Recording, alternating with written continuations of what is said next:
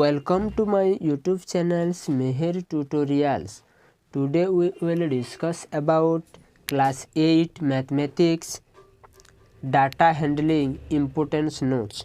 Dear students, आज हम class 8 का मैथमेटिक्स का डाटा हैंडलिंग चैप्टर का इम्पोर्टेंस नोट्स पार्ट 2 के बारे में डिस्कस कर लेंगे।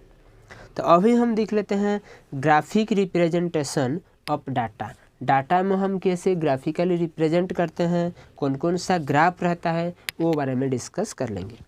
ठीक है, तो फर्स्ट देखो पिक्टोग्राफ। पिक्टोग्राफ क्या है? Pictorial representation of data using symbol.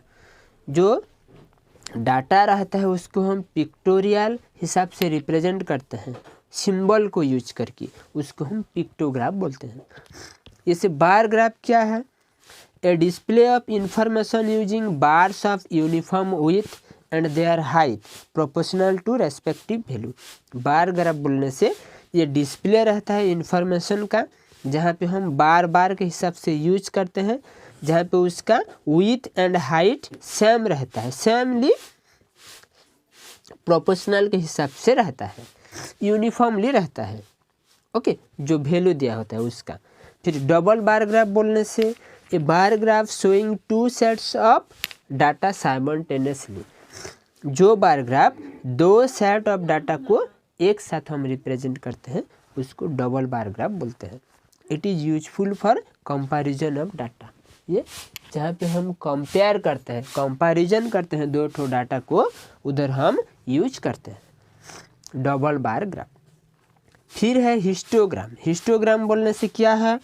ये एक graphical representation of frequency distribution in the form of rectangle with class interval as base and height proportional to corresponding frequency such that there is no gap between any successive rectangles। देखो, histogram बोलने से ये graphical representation है जहाँ पे हम frequency distribution के हिसाब से रिप्रेजेंट करते हैं, रेक्टेंगल के हिसाब से रिप्रेजेंट करते हैं, जहाँ पे बेस क्लास इंटरवल रहता है, हाइट जो रहता है वो वाला फ्रीक्वेंसी को रिप्रेजेंट करता है, और ये रेक्टेंगल शेप जैसे होता है, और दोनों सक्सेसिव रेक्टेंगल में कुछ भी गैप नहीं रहता है। ठीक है। फिर है हमारा सर्किल ग्राफ, जिसको हम पाई चार्ट भी बोलते हैं। सर्किल ग्राफ को हम पाई चार्ट बोलते हैं। A pictorial representation of numerical data in the form of sectors of a circle such as the area of each sector is proportional to the magnitude of data represented by sector।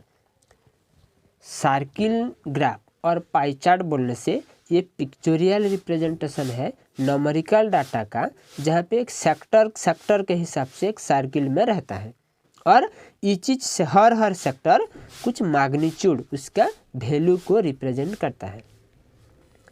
फिर है importance topic probability. अभी हम discuss कर लेंगे probability के बारे में। Probability बोलने से क्या है? The chance of occurring of a certain event when measure quantitatively. ये चांस है, जो भी हो सकता है, नहीं भी हो सकता है, होने का 100% श्योर नहीं है।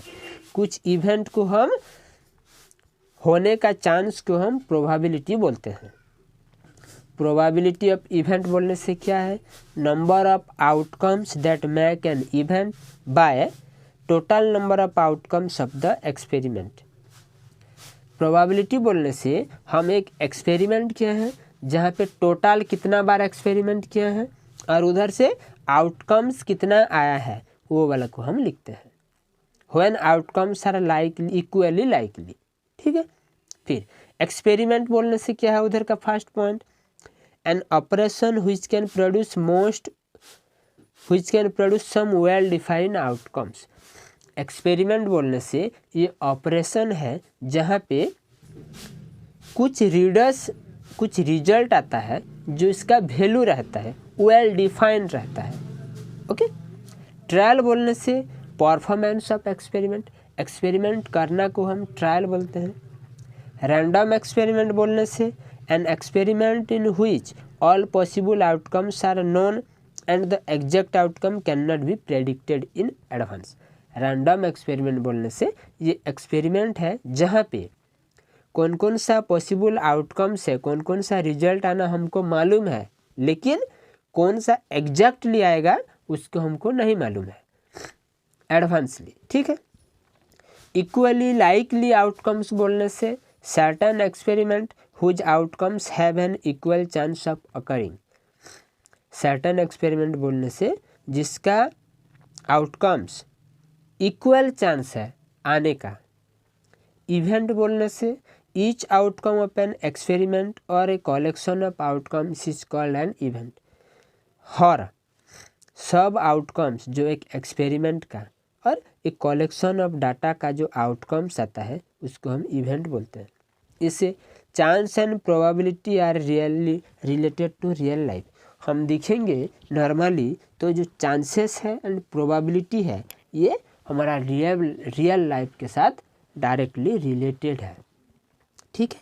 ये था हमारा पार्ट 2 इम्पोर्टेंस नोट्स जो क्लास 8 का मैथमेटिक्स डाटा हैंडलिंग चैप्टर का। ठीक है। Thank you.